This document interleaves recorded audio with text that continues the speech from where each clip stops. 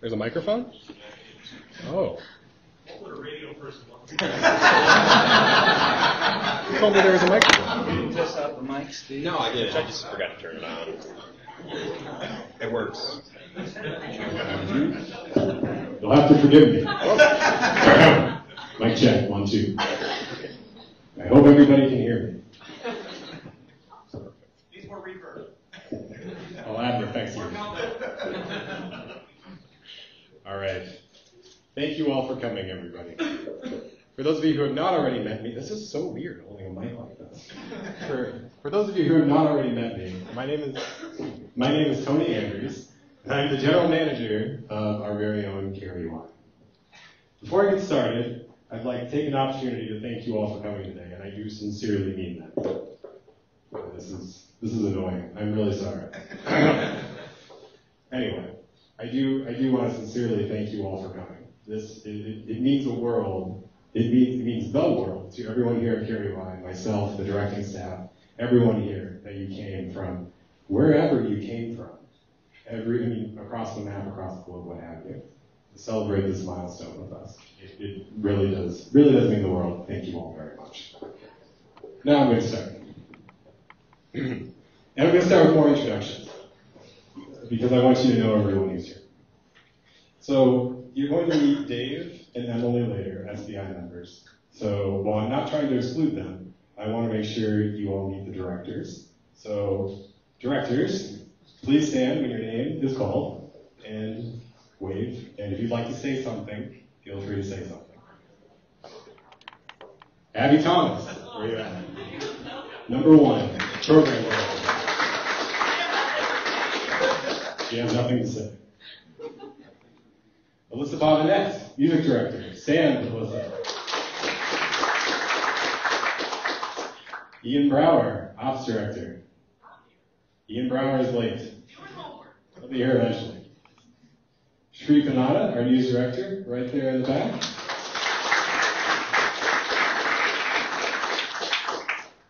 Joe Rachel, sports director extraordinaire.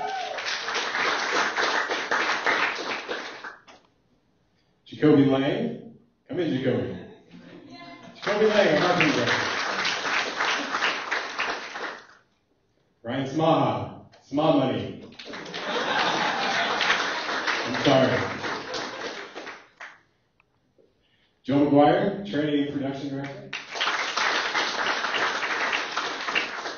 And last, but certainly not least, Restrepo. Alex Restrepo, everyone. Yes, Restrepo has one thing to say before we continue. Next slide.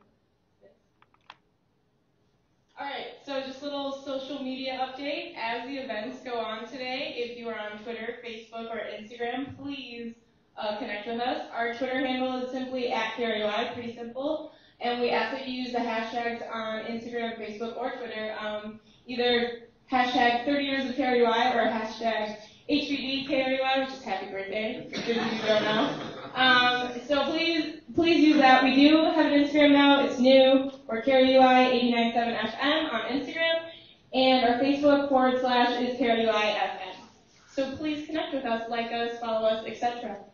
Thank you. Absolutely. Thank you, Restrepo.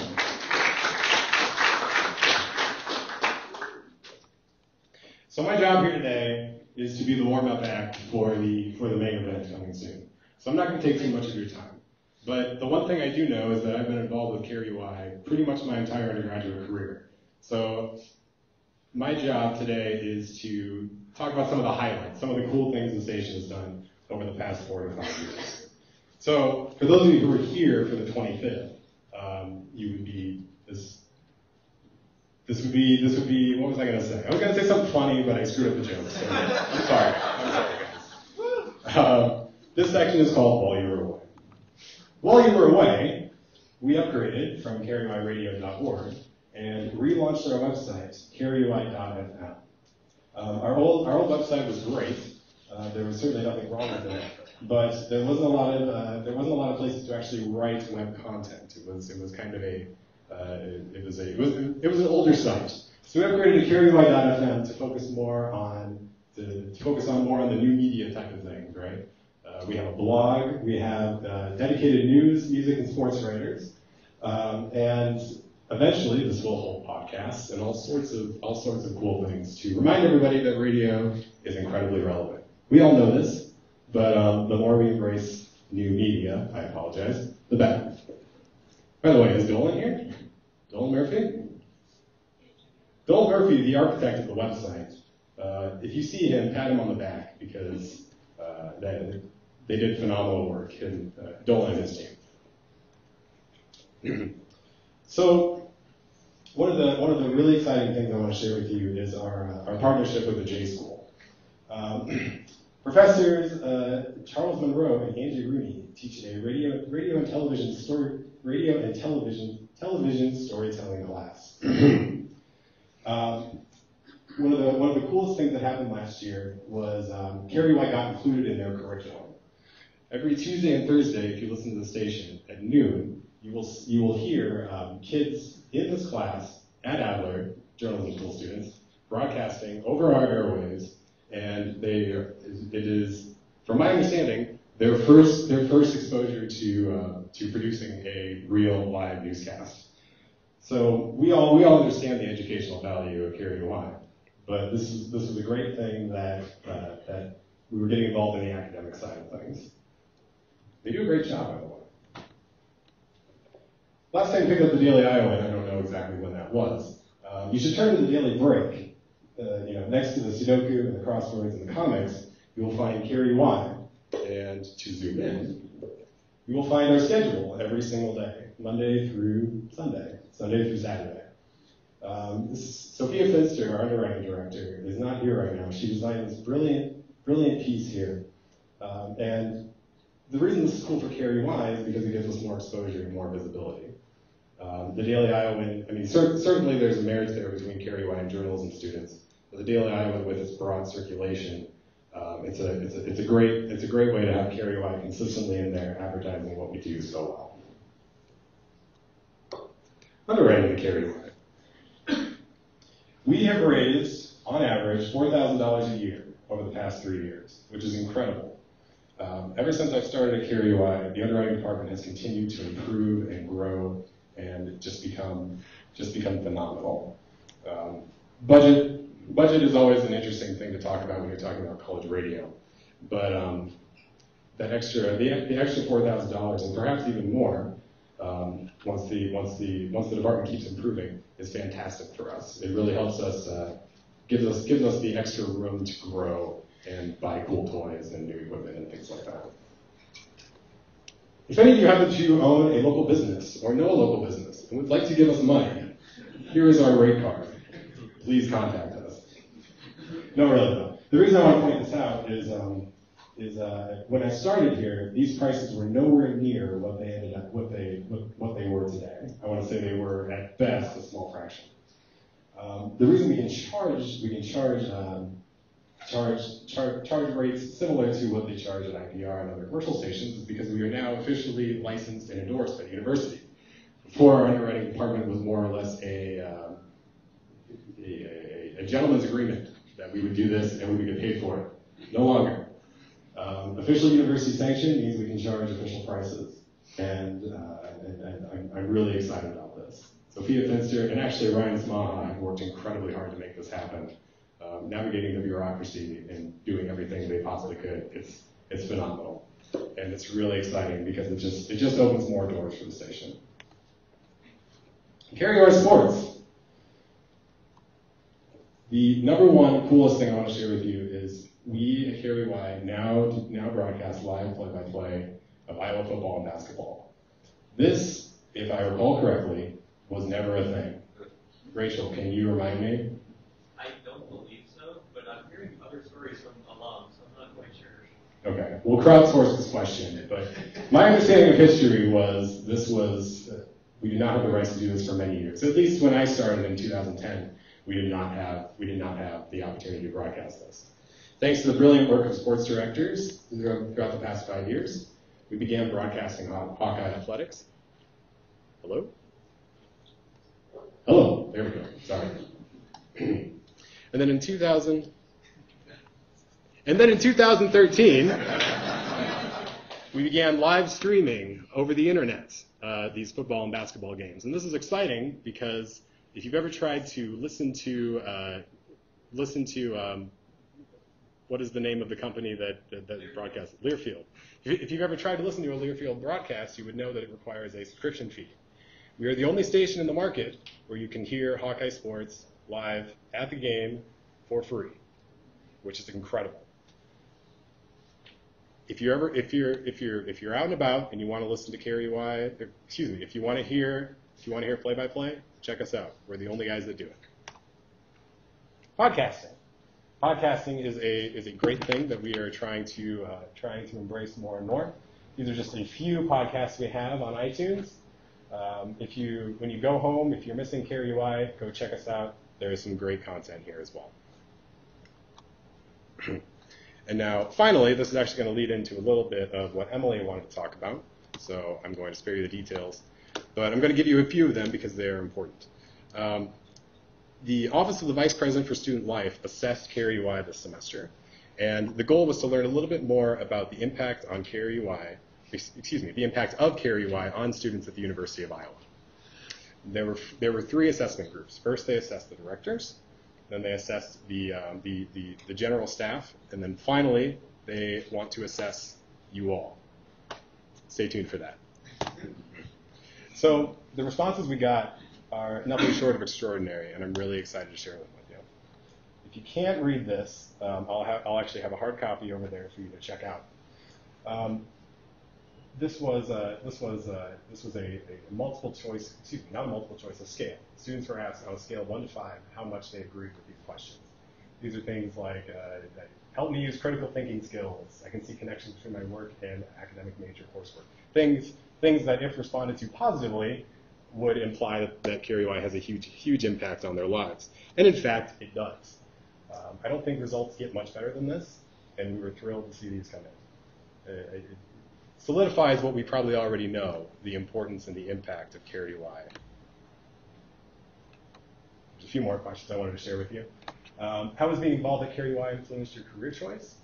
A significant number of responders responded that it had a large impact. It made them more passionate about their current career choice, which is exactly, well, to be fair, what I expected, but now we have it in writing to prove it. Finally, they assessed what specific skills they learned at KRUI that contributed to their success. Communication was an interesting one, and to be fair, probably the most expected. I think, again, great results, and we were really happy to see them. I encourage you to check out the full packet over there when this is over, because it's really interesting stuff. I think you'll enjoy it. And now, this concludes my portion of the event. So I'd like to call to the stand Dr. David Grady, Associate Vice President of Student Life and Dean of Students.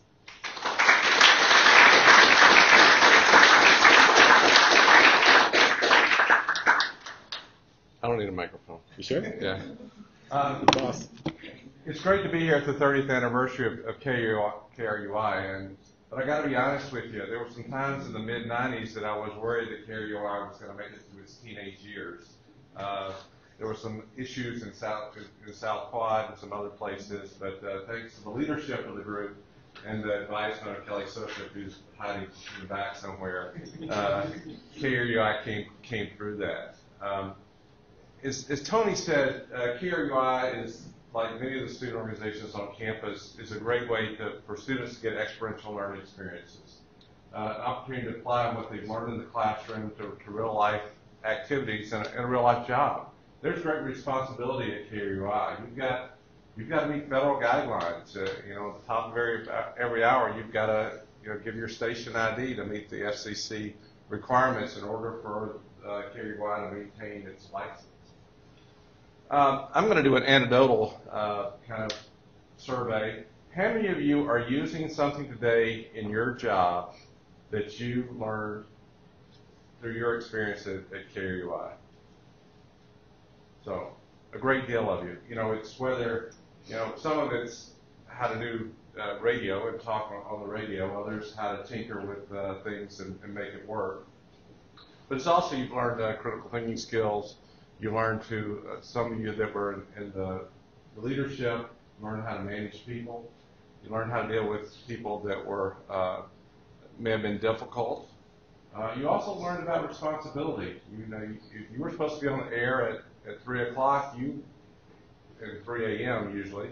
It was your responsibility to set that alarm clock so that you could get up and be at the station so that the station could continue. So we're glad that you got that experience, and we're glad that this experience is still available to students despite some of the rough waters that occurred in the mid-90s. There are a couple of fond memories that I've got of KRUI. And one thing I do want to say, at one time, KRUI was the only place that you could hear Iowa women's basketball on the air.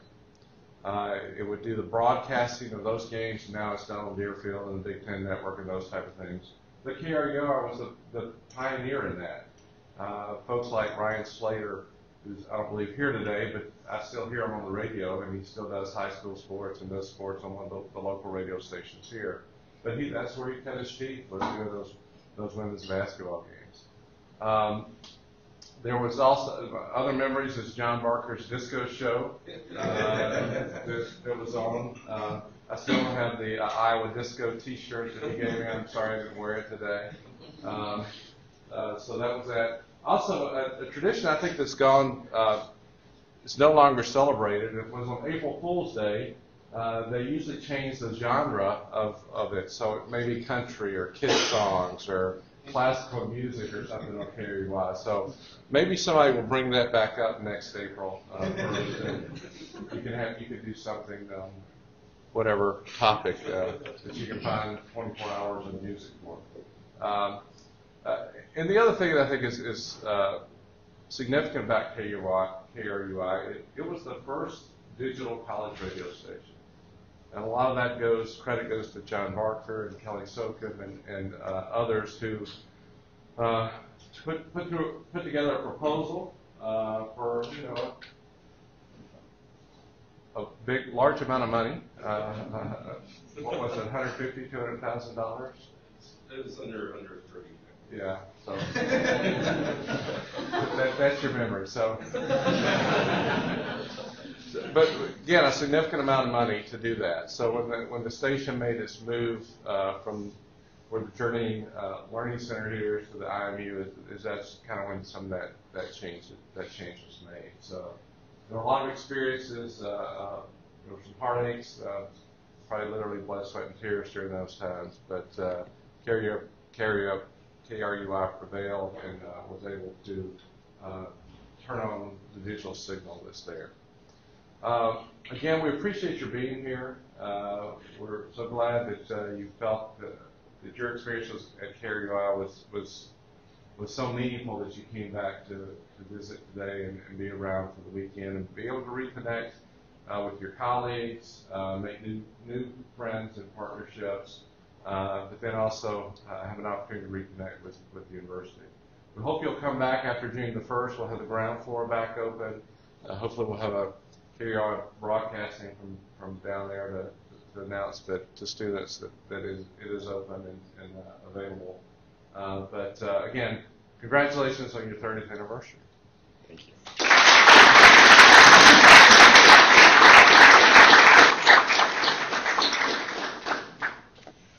Hi, thank you all for coming here today. My name is Emily Woodbury, and I'm the president of Student Broadcasters Incorporated. If some of you remember, that's kind of the ominous board that helps out KRUI directors behind the scenes. I was also a news director from 2010 to 2012. And it's so great to see all of you here today. This station means so much to me, and I can't even express how cool it is to see how much it means to you too.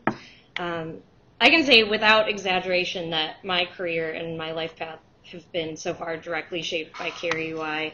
I'm now a talk show producer at Iowa Public Radio, Talk of Iowa and River to River, and KRUI is really where I learned all of the skills I needed for that job: how to edit sound, work equipment, interview effectively, work with others, and one of the most profound things is I got to teach people to do that at KRUI too, which I think is the best way to learn sometimes. And it really helped me get my foot in the door in public radio. And like me, I'm sure you were all influenced by your time here. I know I heard some things last night that I know that's true. You know, maybe KRUI brought you out of your shell when you were freshmen and you didn't know anyone here. Or, you know, it helped you improve your communication, helped you land that first job. And again, from last night, what I can tell is you made some great long-term friends. And I hope to, you know, make some friendships tonight with some of you all too. I'm just so grateful for the opportunity to have had this radio station here when I came to the University of Iowa. I didn't think that I was going to get into broadcast or news really, but I just fell in love with it. And I think, you know, when I talk to other people about their college radio station, everyone's so jealous because they just say, oh, you know, our college radio station, no one listened to it. It was in, you know, some closet in the back of a dorm. And I know we've been there, but we had people listening, and we made the best of it. So, I don't know. Just some of my most precious memories are here, and I'd love to see KRUI thrive for years to come. I hope I'm back here in 30 years, you know, watching a new set of people talk about what they're doing. It's very cool. And, you know, just like Tony mentioned, the assessment from the Vice President's office, reading through that, it was so cool. Not only were there numbers, but there were quotes from people who said just the best things. It was just very cool to read what they said. And I picked a really short quote, but it just sums it up the best. They said, KRUI provides an invaluable service, independent radio, to the local community and the university. And I'm so proud to be a part of it. So if you want to share some things like that, there are some sheets on each table and some pens. Like Tony said, the last part of the assessment is hearing from alumni about what the station meant to you. So if you could just take a few minutes and fill out those quick Q&As, that would really be helpful. And, you know, just share what the station meant to you and how it affected you. So up next is Dave Long. He's a fellow board member. And we like to call him KRUI's historian. He has a historical presentation on the station. And if you're coming to the mill tonight for the pub quiz, and I hope you are, you want to pay attention because there will definitely be some tidbits in here that will help you and your team. Thanks.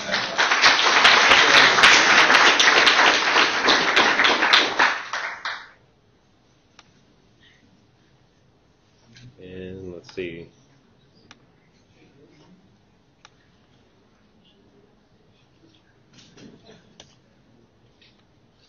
All right. Well, thank you, Tony. Thank you, Dr. Grady. Thank you, Emily, for an excellent introduction. My name is Dave Long. Can everyone hear me all right in the back? Am I projecting enough? Okay. Awesome. Today I have a presentation that's going to talk about a couple of different points. Talk about the history of KRUI and student radio at the University of Iowa. We'll have a little bit of audience participation in the middle, and then at the end I'm going to talk about some of the themes that we found while we went back and looked through KRUI's history. The 30th Planning Committee, the group that helped plan this whole event, with a lot of the student directors at the station, we went through and dug through a lot of KRUI's history, so much so that I don't know that anything to this extent has been done in quite some time. Maybe like in the past, but nothing at least for like the past 10 years or so. So please bear with your humble storyteller if I get some facts wrong, or maybe don't throw anything at me if I gloss over a certain influential part of KRUI's history. But I will say too, in addition to the assessment that Emily mentioned, how many people here had filled out that survey for the book? A couple of hands. Okay, great. If you haven't, there's a flyer on your table with a link to a page about that. KRUI is working on a book where it's part combination alumni responses and then part material from our historical archives. So making a book is a lot more difficult than we initially thought, right? We thought, oh yeah, we'll put the survey out in November and then we'll publish a book in March and we'll have it there for people to read and buy at the alumni celebration in April. Didn't quite happen, but that idea is still alive. It's just going to take us a little bit longer.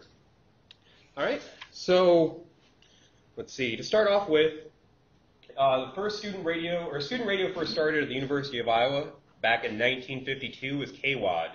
And that was a couple of guys who started, who got a radio transmitter and put it in a radio broadcasting equipment and put it in a maid's broom closet over in Quadrangle Residence Hall. And at this time, it was what was called a carrier current station, which meant that you had to have, you could really only pick it up in the building that you were in. It used like the wires in the walls as the antenna, basically. You had to like plug your radio into the wall to get it. And it really didn't have any coverage outside of the building that you were in. But then in the 1950s, the station's popularity expanded. It started moving on to broadcast in other dorms across campus, like West Lawn and things like that. There were upgrades to some of the different equipment the studio had. And then they also had different student-focused programming, like they had a program where professors would answer questions about what sorts of topics would be covered on final exams, and it was broadcast. Not the questions themselves, but what things students should study for like a Econ 101 exam or something. Likewise, too, they interviewed Iowa Governor Loveless at the time and broadcast that on KWAD as well.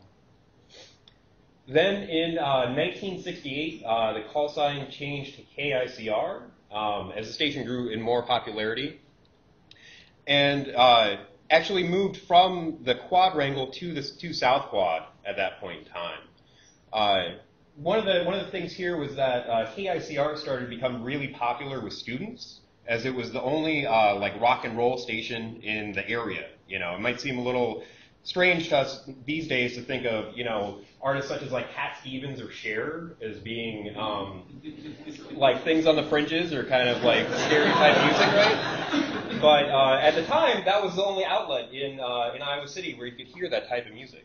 And because of that, one of the neat things was that KICR was supported pretty much entirely by advertising or underwriting, I should say underwriting, from local businesses. So they had found a niche in the market, being the only source for that.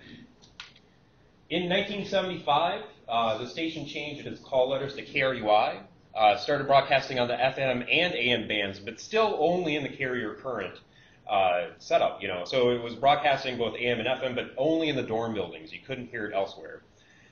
At the time, the thing that drove the change from KICR to KRUI was a radio station out of Cedar Rapids. I believe it was Q103 at the time, or the predecessor to Q103.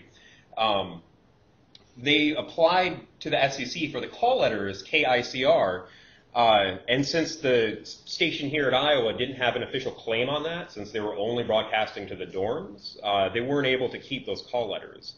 So that was what drove the change to KRUI.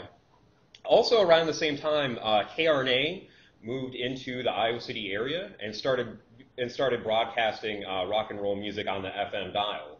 So this was kind of a major blow to KRUI because they lost that niche market a little bit that they were using to get underwriting to help support their organization.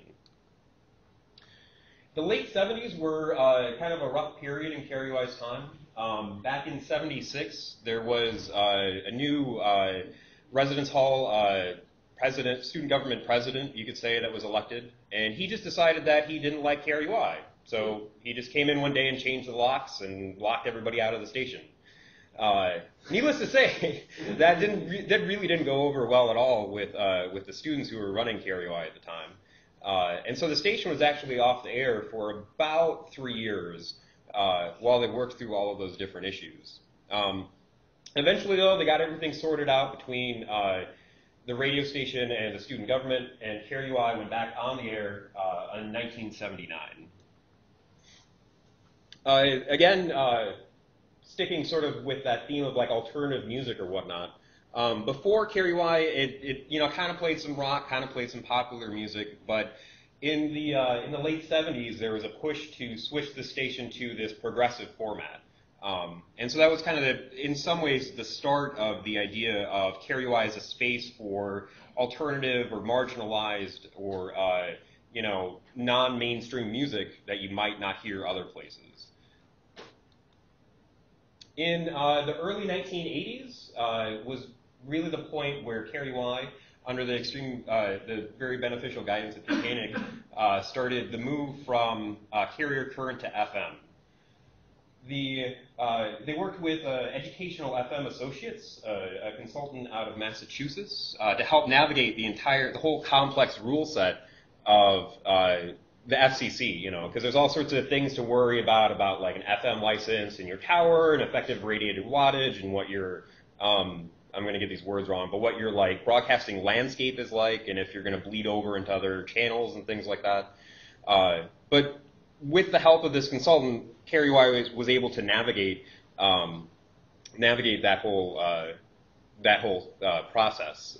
Channel 6 out of the Quad Cities actually filed paperwork with the FCC against this idea. They didn't. KRUI originally was going to broadcast at 129 watts, but that could potentially cause some interference with Channel 6 out of the Quad Cities. So, sort of as a compromise, KRUI lowered their total broadcasting power to 100 watts. There was also a lot of things to figure out during this time in the early 80s, new equipment to be ordered. I believe the station was located in the South Quad at this point, but new studio equipment to put together, all sorts of things to get ready for the run-up to that switch to FM. One of the interesting stories we found while we were going through KRUI's archives was that KRUI scored a victory at sea, in a sense, because as they were getting ready to get the official license from the FCC for the call sign KRUI, they realized that there was an old fishing vessel from like the early 1900s that was no longer in use. It had long been scrapped, but this old fishing vessel still had the call sign KRUI on the Coast Guard's, listed for the Coast Guard, right? So Pete wrote a letter to the Coast Guard and said, Dear Coast Guard, University of Iowa Student Organization here, can you maybe change the call sign of this vessel that isn't even in use anymore, because we'd like to use it for the FCC. The Coast Guard wrote back and said, sure thing, here you go, we've changed this. So it was actually, I think it was only just a couple of months between the initial letter and the response. But in that sense, KRUI scored a victory at sea, and then everything had lined up to a point where KRUI was primed to go onto the air. And let's see here. So 1984, that was the big year that we had to switch from carrier current to FM. So basically our entire audience expanded from just residents in the dorms to all of the Iowa City and Coralville area.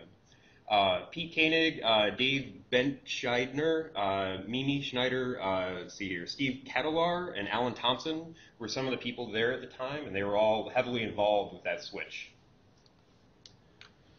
So another thing I'll mention too is that while we were going through the station's archives in preparation for the 30th celebration today, we realized that we found actually the first broadcast for the station on our old reel-to-reel tape. And that was quite astounding. So I'm going to play a clip here for you. Oh, and I forgot to mention too, this is actually the 31st year of broadcast of KRUI. So I guess we're celebrating the successful completion of 30 years. And it's 63 years total for student radio at Iowa. But in any case, I'll see if this will work. This is, so first broadcast tape, this is just a short snippet because it goes on for maybe about 15 minutes or so.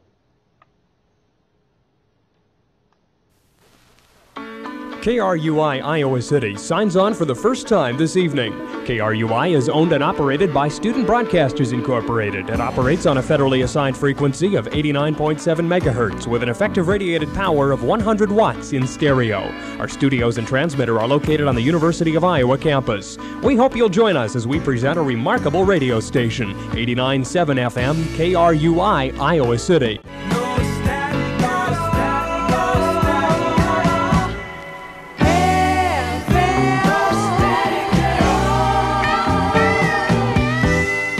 University of Iowa President James O. Friedman. It is a pleasure to congratulate all of those at radio station KRUI who have worked toward this significant moment of transition, the conversion to FM broadcasting frequency. With this conversion, the music, news, and public affairs programs that until now have been heard only in the residence halls will reach listeners throughout the Iowa City, Coralville area. Through the years, under a variety of call letters, this student-run station has provided valuable experience to broadcasters, and producers. During the early 1960s, for example, when the predecessor of this station was known as KWAD and emanated from McLeod, one of its enthusiastic announcers was Tom Bauer, now the managing editor of the University News Services. One of the first women announcers was Casey Mahon, now an associate vice president of the university. I am delighted that your FM capacity will now allow you to reach a larger public. As one who will be able to receive your signal, I look forward to joining your other listeners. I wish all of you the best as you celebrate the beginnings of a new era. Congratulations.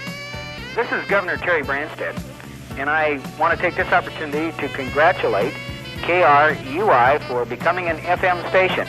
Now, not only college students at the University of Iowa, but residents of the Iowa City area will be able to hear the music and entertainment on this very fine station. I remember the predecessor, KWAD, broadcasting out of Quadrangle Dormitory when I was an undergraduate student at the University of Iowa back in the late 60s. Obviously, you've come a long ways, and I want to express my personal congratulations to KRUI as you become an FM radio station serving the Iowa City area. This is Iowa Senator Chuck Grassley, and I'm welcoming KRUI to Iowa's airways. I hope the students manning this new broadcast operation will gain valuable communications experience. And of course, I hope that KRUI will become a launching pad for gifted Iowans to play increasingly valuable roles throughout the state and nation. Again, best wishes to KRUI on your debut in Iowa.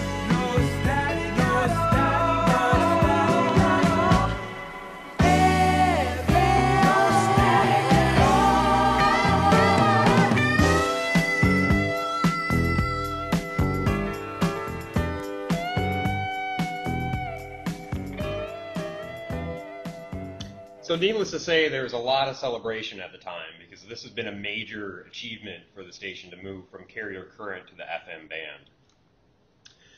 After that change in the 80s, things were looking up for KRUI. There was more involvement with students and more programming that the station was doing. The station was still very strongly committed to that idea of an alternative space or progressive space for music or news or other items that you might not hear elsewhere on the dial. And then students were also started not just playing music, but then producing shows that focused on topics that were relevant or important to students at the time.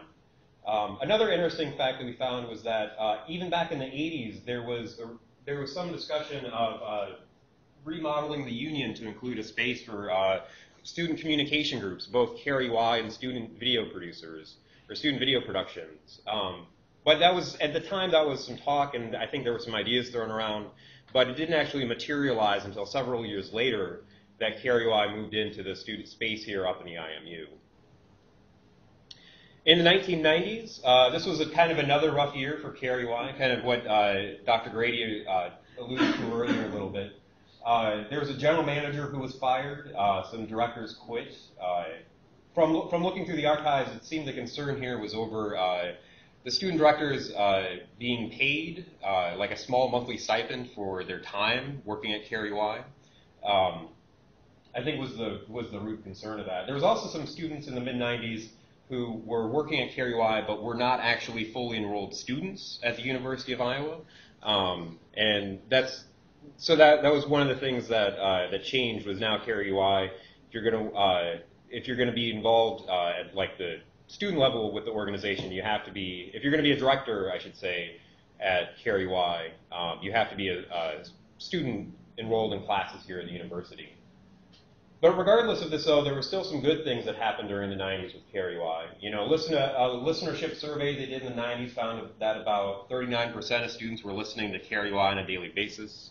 At one point, KRUI had a wager with Iowa State student-run radio station KUSR on the outcome of a basketball game. If KRUI won, Iowa City or University of Iowa students would go over and broadcast on the Ames radio station. However, if Ames won, then the Ames students would come over here and take over the KRUI radio station. Likewise, too, there was the stunt that Dr. Grady mentioned earlier about KRUI broadcasting all country music one day on April 1st. They switched their format of their station to all country. They said that the Board of Regents came in and mandated that KRUI switch to an all country format.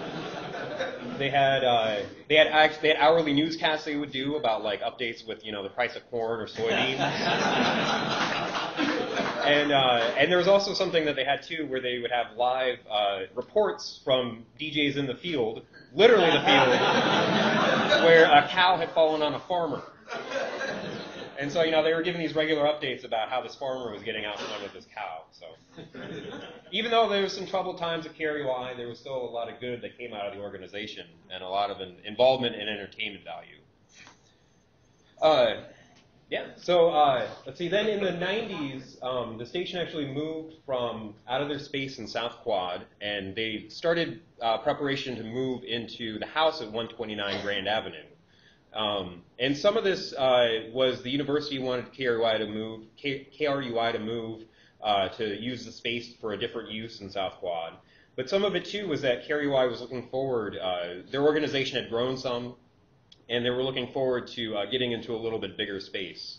So as they started to prepare, so for a while they broadcast out of the KRUI Barbershop studio here in the IMU as they prepared to move from South Quad over to the house at 129 Grand Avenue. So that move was complete in 1996, and kind of like Dr. Grady mentioned earlier, KRUI was the first all-digital college radio station in the nation. So this was a time of change at KRUI where we moved studios, but KRUI took advantage of that opportunity to change their infrastructure from an analog setup where you'd have a bunch of things connected in an analog fashion. That signal would get converted to digital and then sent to the transmitter. In this case, they just built everything digital in the studio so that all their infrastructure, you didn't have to like convert signals back and forth, and you ended up with a clear broadcast. So then moving ahead to the 2000s, kind of again with the theme of KRUI being involved with the community, they ran something called KRUI Survivor. People, the show Survivor, right? Okay, yeah, where people, you're on the island and you get voted off.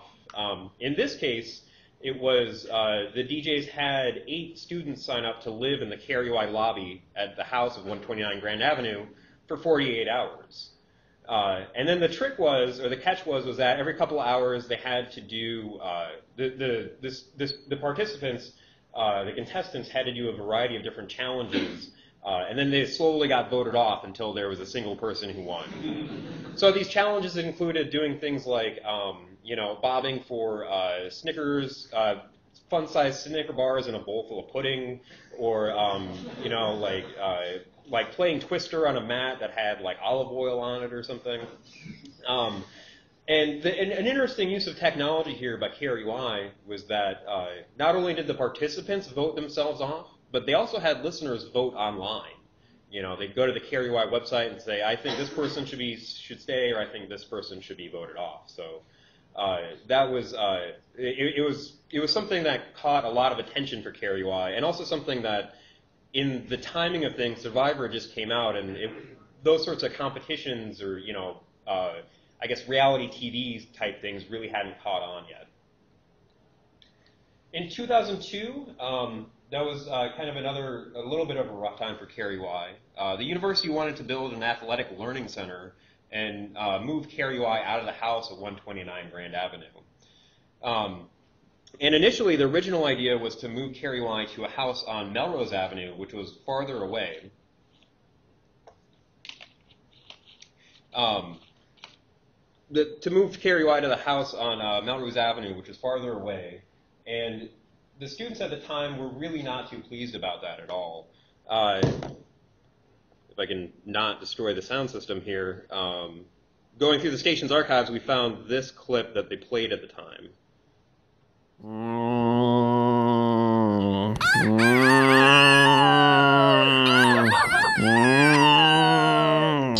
MacDonald had a barn, and the university wants to stick us in it. Vice President for Student Services and Dean of Students Philip Jones said in a letter sent to KRUI, quote, KRUI has been given primary consideration in the allocation of resources for the move. End quote. Decide for yourself. Visit www.uiowa.edu/KRUI for the latest information on KRUI's relocation.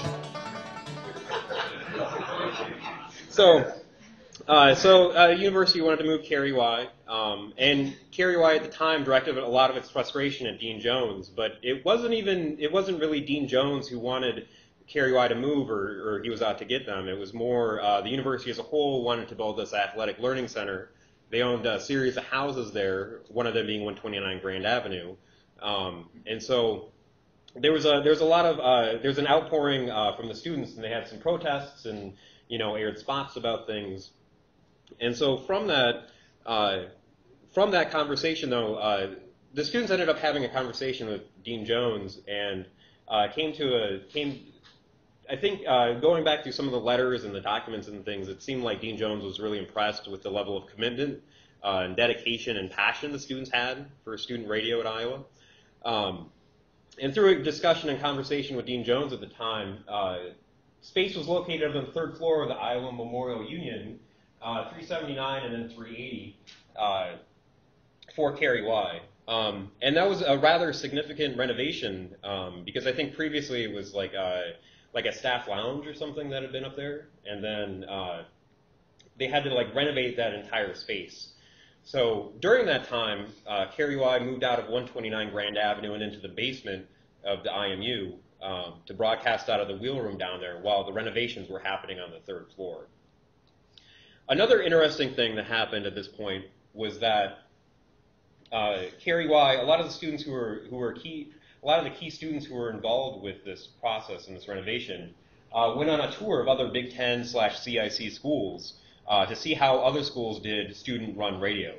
So they went to places like University of Minnesota, where they noticed, hey, there's a bunch of space to store CDs. They went to St. Cloud University and said, hey, they have a dedicated office space for the directors and students in the organization to meet and conduct their business. Michigan State University, their student-run radio station has a lot of space for bands to come in and play in the studio. University of Illinois, they have a setup where you can have a big group of people sit around a table and have a conversation with a lot of microphones. So this whole sort of fact-finding station tour the goal of this was to find, get a collection of the best ideas from a lot of different places and combine them all together into what would become the KRUI studios. So, like I mentioned, KRUI moved out of 129 Grand Avenue, broadcast out of the basement here in the IMU in the wheel room for a while the studio upstairs was renovated to a new state-of-the-art studio with a lot of professional-grade equipment and facilities up there. Looking at, and part of the thing, too, is that even though KRUI really liked the house at 129 Grand Avenue, in some ways, the house wasn't necessarily the best. Apparently, it didn't have air conditioning, from what I've heard. There was also, it also wasn't soundproofed as well as it could be, so you could hear traffic going by in the background when DJs were on the mic talking about the weather and things. So this is a really great opportunity for KRUI to have a space that was built for their needs as an organization. I'll say, too, during this time, the family of Craig Odmundson, the only University of Iowa alumni to die in the 9/11 attacks, heard about the renovation and donated some money to have the lobby in the new space for the studio dedicated to Craig's memory. Craig was involved with the station in the early 90s, and from everything that we found in the Daily Iowan archive as well as other stations' documents, it sounded like he was really very passionate about KRUI. So it's a story about a nice memorial there for Craig and his dedication to KRUI. In 2004, the renovations were complete, and KRUI opened its doors and had a big open house and a big celebration. See if I can play a spot for this. 89.7 KRUI is having a party, and you're all invited. He's going to throw a big party this weekend to celebrate. We're all invited. That's right. KRUI will be holding a grand opening open house extravaganza April 24th and 25th during Riverfest weekend. Did you see the memo about this? KRUI will be unveiling our new state-of-the-art air studio, offices, and logo on Saturday, April 24th in the stateroom of the IMU from noon to 5 p.m. Oh, and I almost forgot. I'm also going to need you to go ahead and come in on Sunday, too. Okay. And Sunday, April 25th, from 11 a.m. to 5 p.m. in rooms 379 and 380 of the IMU. Didn't you get that memo? Come one, come all to KRUI's grand opening open house extravaganza during Riverfest weekend. I'll go ahead and make sure you get another copy of that memo. Okay? For more information, visit www.uiowa.edu/KRUI. Damn, it feels good to be a gangster, a real gangster. So, KRUI was, they had their new studios, everything, a lot of the equipment and the space up there is designed specifically for a radio station. And in some ways, it's those, having the tools and the space and the equipment for KRUI has helped it continue to do a lot of great things. A while back, we had Jimmy Wales, founder of Wikipedia, in the studio. And the story I heard was that he said KRUI studios were even more professional looking than the BBC studios that he was interviewed in over in England. So to kind of compare and contrast, a little difference there between KRUI. But, if you look at other student-run radio stations, at least in the state of Iowa, they tend to be kind of tucked away in dark, forgotten corners of the university and their university buildings and things like that. And they tend to be running a lot of old or outdated or strung-together technology. So, for instance, this is a University of Northern Iowa student-run radio station. They just recently underwent a renovation, but it was still kind of basically in a small little closet somewhere, KURE, the Iowa State student-run radio station, was located in a studio space that had last been last renovated in the 1970s, so it's a lot of really dated architecture and infrastructure. And then even for the Iowa State station, they recently got booted out of their location in Friley Residence Hall, I believe. So they're currently looking for a new home. But anyway, when you look at the great things that come out of KRUI and look at the great learning experience that students get from being involved at KRUI, a large part of that can be tied back to the professional grade studio and equipment that the station has up on the third floor.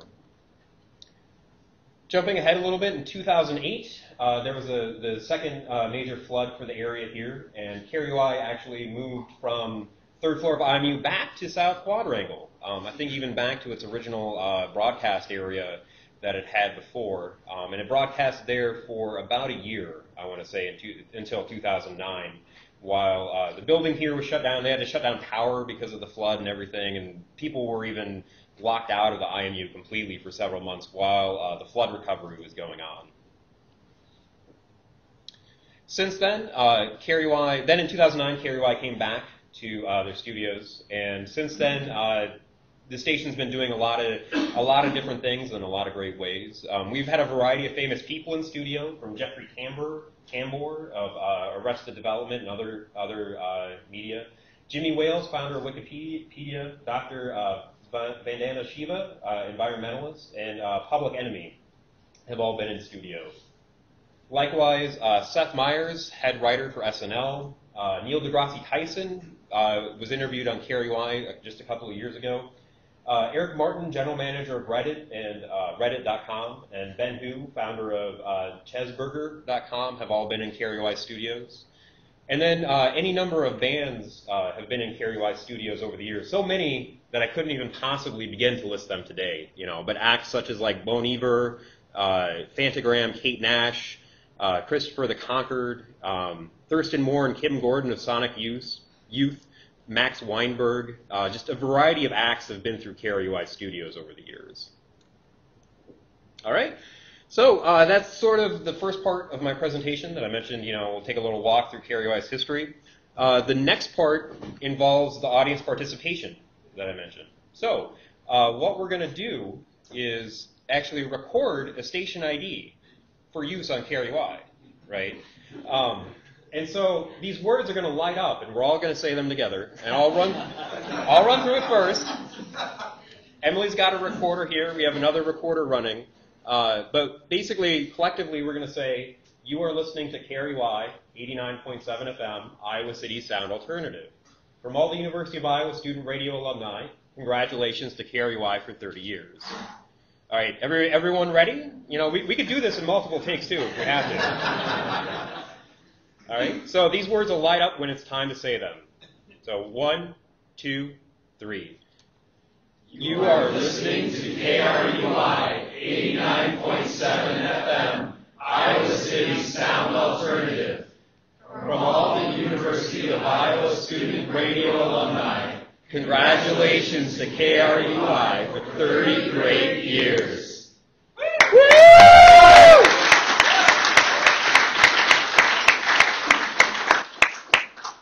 Awesome. Second cut? Do you think that's enough? I think that was great. So thank you. All right. So now we come to the third part of the presentation. So thank you for sticking with me through all of this, where this is some of the themes of KRUI's history that we found while looking through the station's past. One of the major themes of KRUI's history is the passion students have for the organization and for the University of Iowa, and for doing great things, you know. So for covering bands or having people in for interviews or being involved with the community, people are very passionate about KRUI and its connection to the University of Iowa.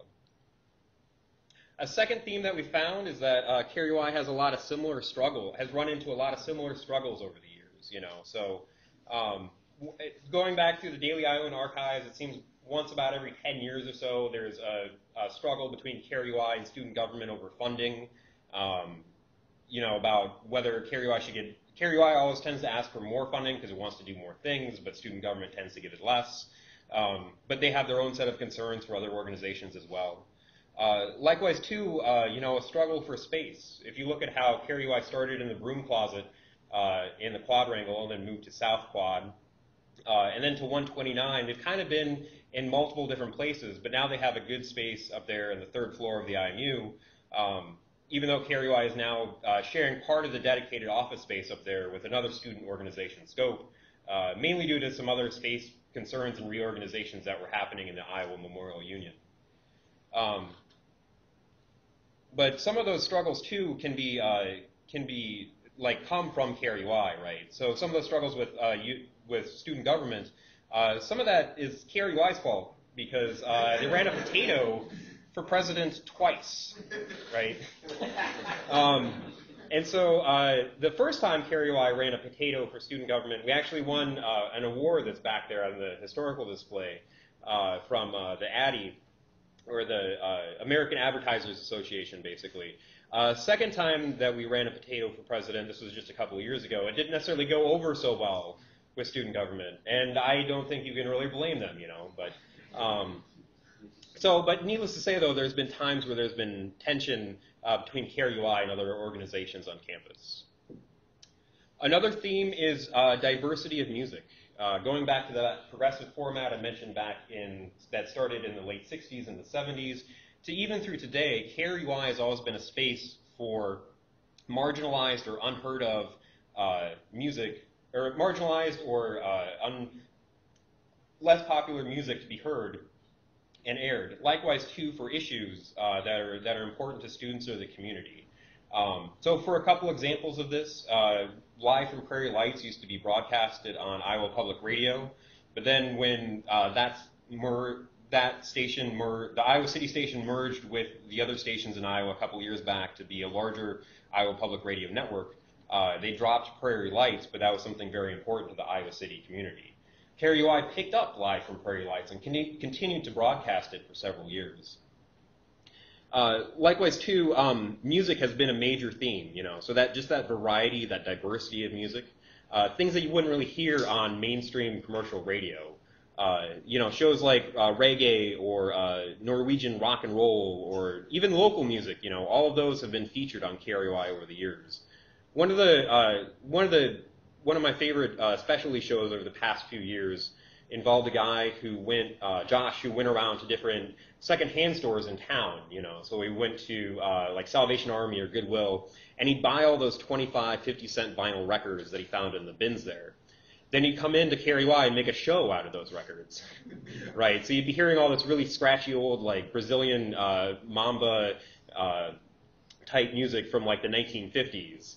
And it was great stuff, you know, it was really interesting. So just that variety of music, that diversity of things that helps add to the cultural fabric that is KRUI, or helps add to the cultural fabric of Iowa City.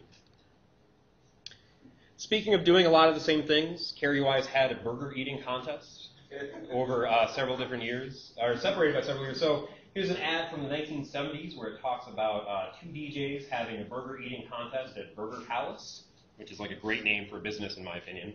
And then Corey Beckman here in the alumni survey that I mentioned responded that he tried to eat 10 hamburgers in one go on the Swingers Club. I actually did eat 10 hamburgers. Yes, you did. Okay, well that's great. December of 95, KRUI's last week at South Quad. Okay. It's probably the hardest thing I've physically done, and I was So, and then another example of KRUI tending to do a lot of the same things over and over is that, or doing things in the same sort of way, is that in the late 90s, here's a picture of KRUI students in homecoming, and then down here, here's one in 2014.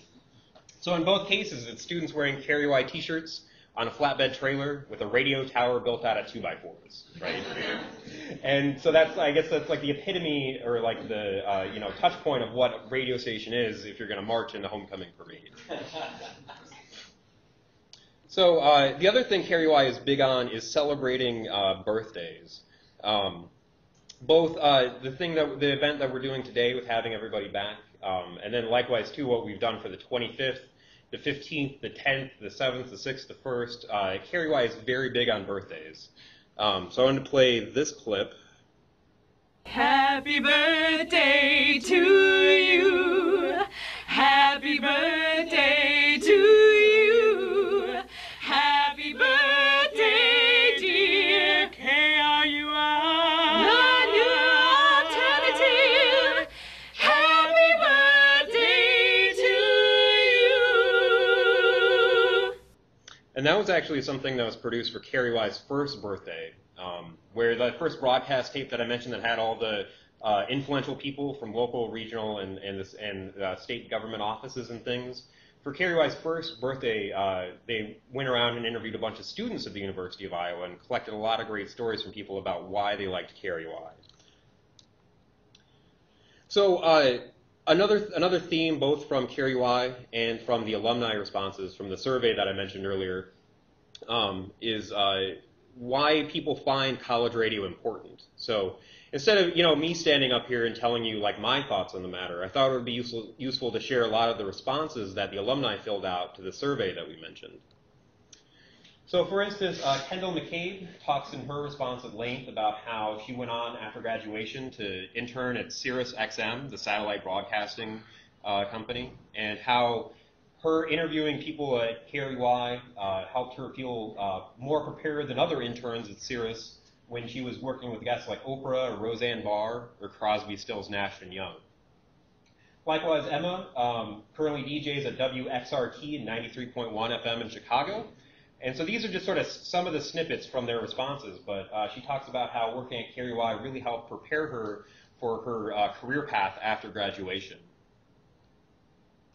Likewise, too, Ellen talks about how KRUI helped her get some basic skills and helped her get some build and practice skills that helped her get a job after graduation.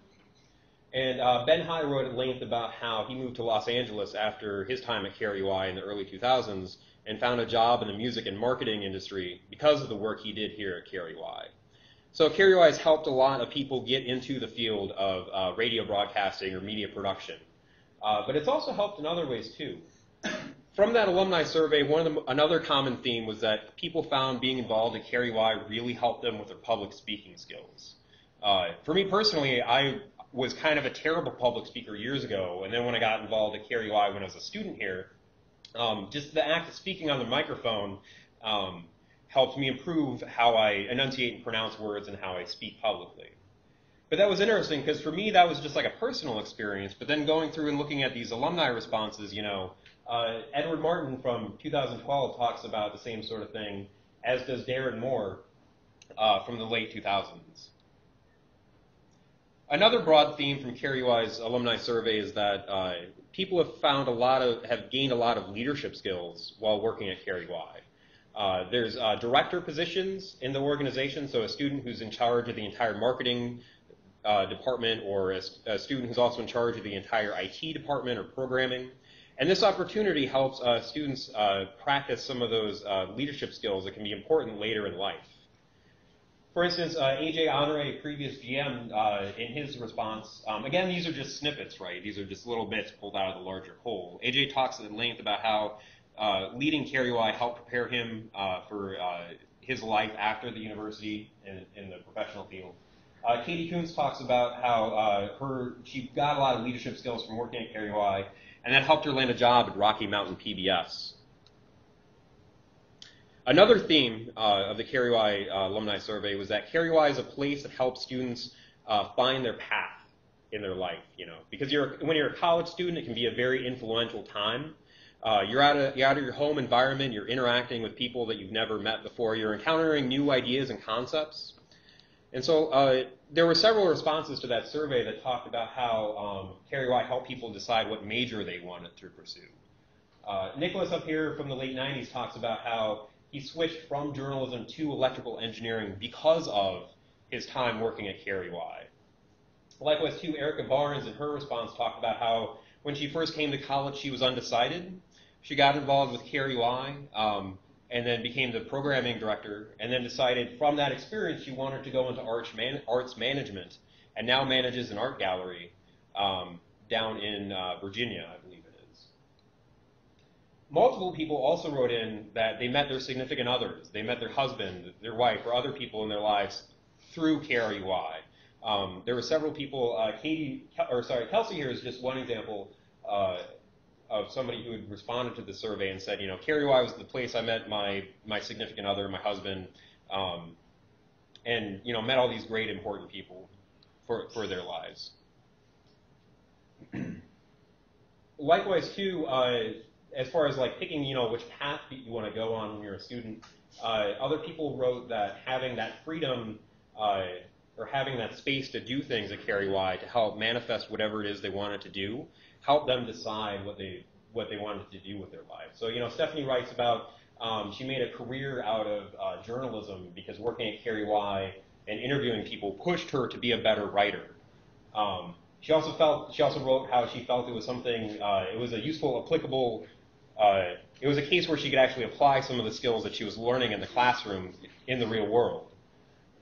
Valerie Wild, or Valerie DeMundo, talks about the level of freedom that the students had at the station, and how they had a bunch of space to go off and do things.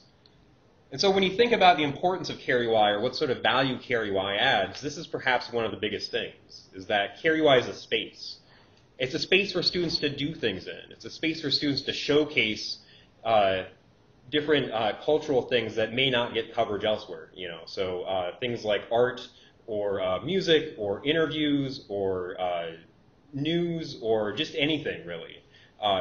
There's been, over the years that I've been listening to CareUI, I've had several driveway moments for people in the radio business. You know, when you're driving your car, you pull up and stop, you still sit there and listen to the radio because they're like, oh my gosh, this is amazing.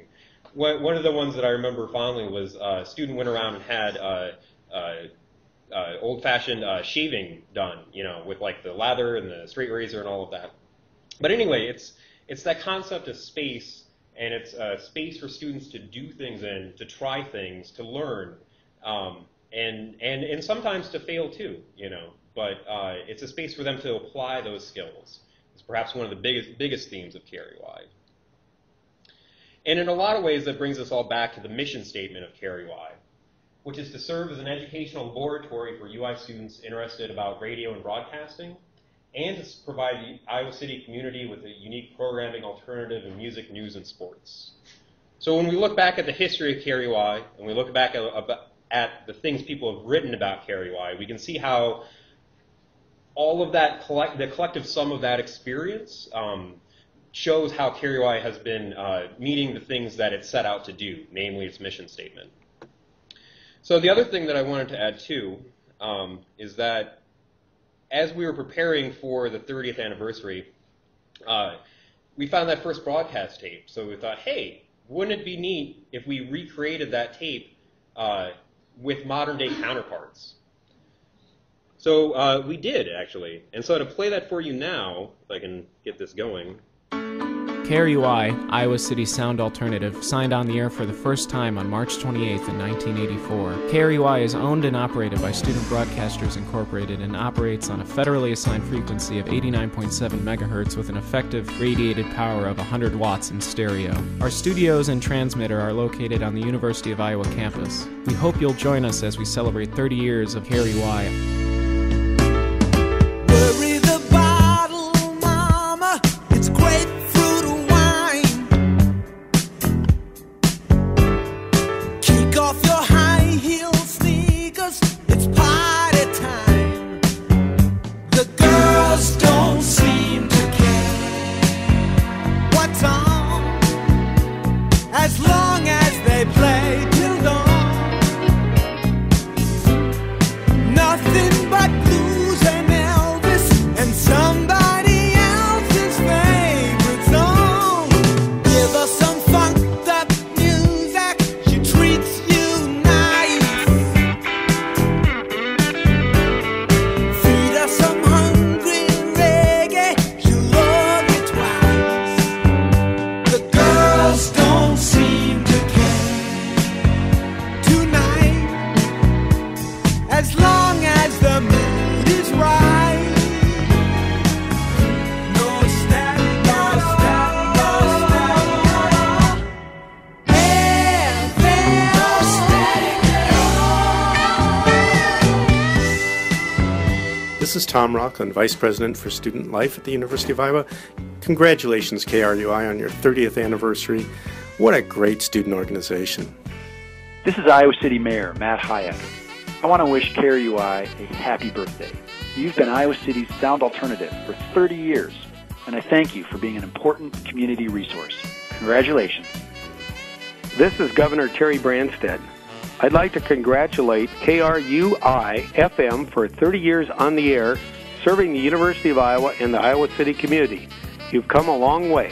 I remember 30 years ago, and I was governor and congratulated you on the launch of KRUI. And I also remember back when I was a student in the late 60s, listening to KWAD. So congratulations to KRUI 89.7 FM on 30 years of service.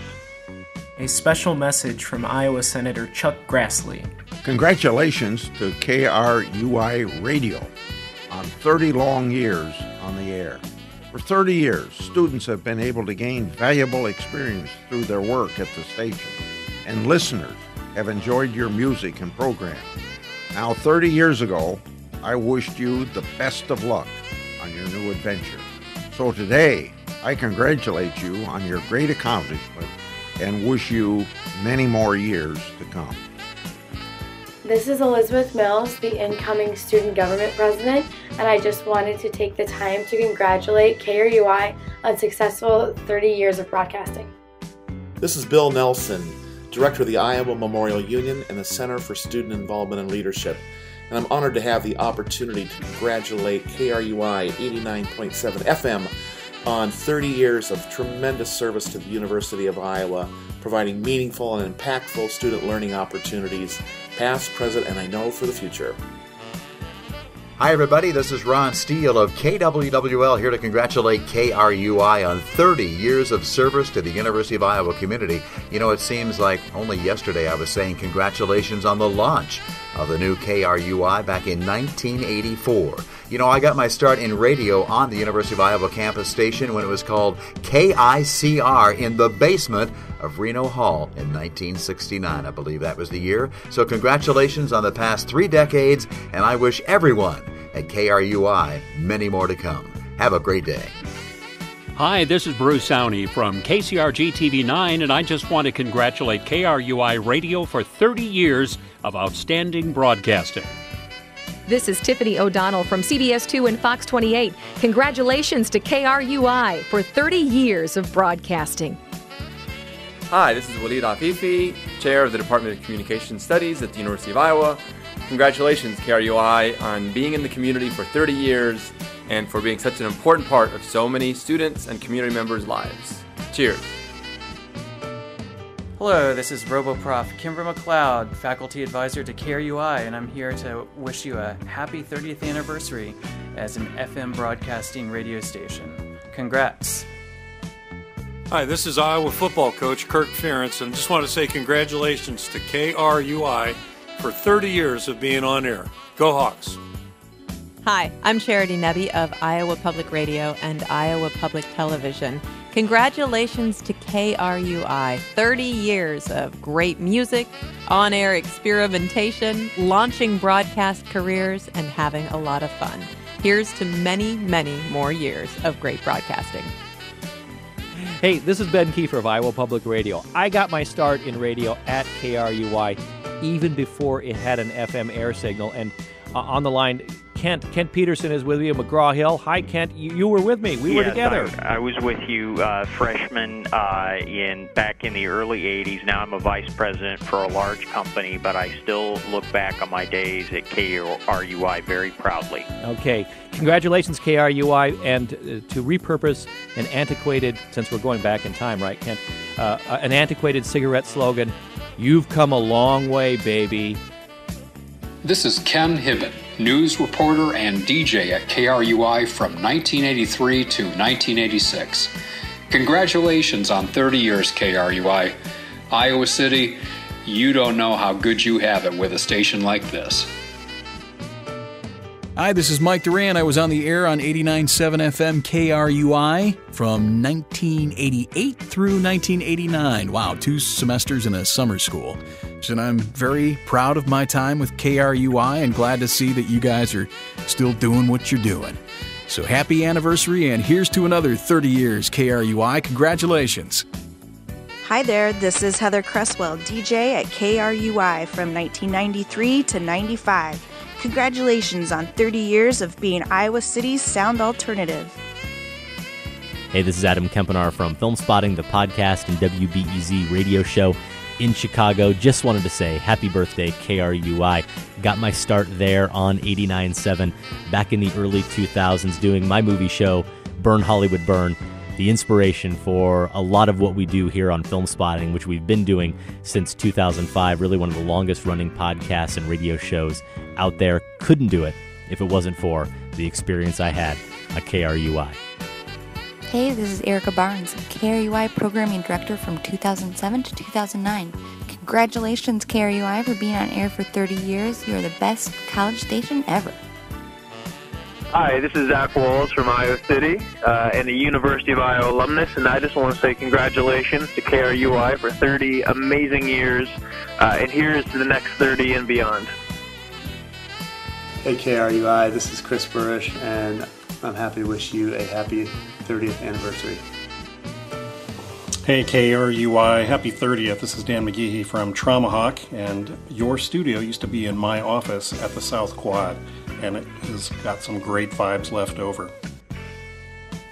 Hi, this is Douglas Narbison with the Jones County Greens. KRUI, happy 30th birthday. We love you. Go for 50. This is Holly Hart with the Johnson County Greens. Thank you, KRUI, for being a fantastic example of public alternative and excellent public media. This is the IC King. This is Frankie D. Lover. This is Hugh Juniper. I'm Joy D. We just wanted to wish a very happy anniversary to KRUI. Happy anniversary, KRUI.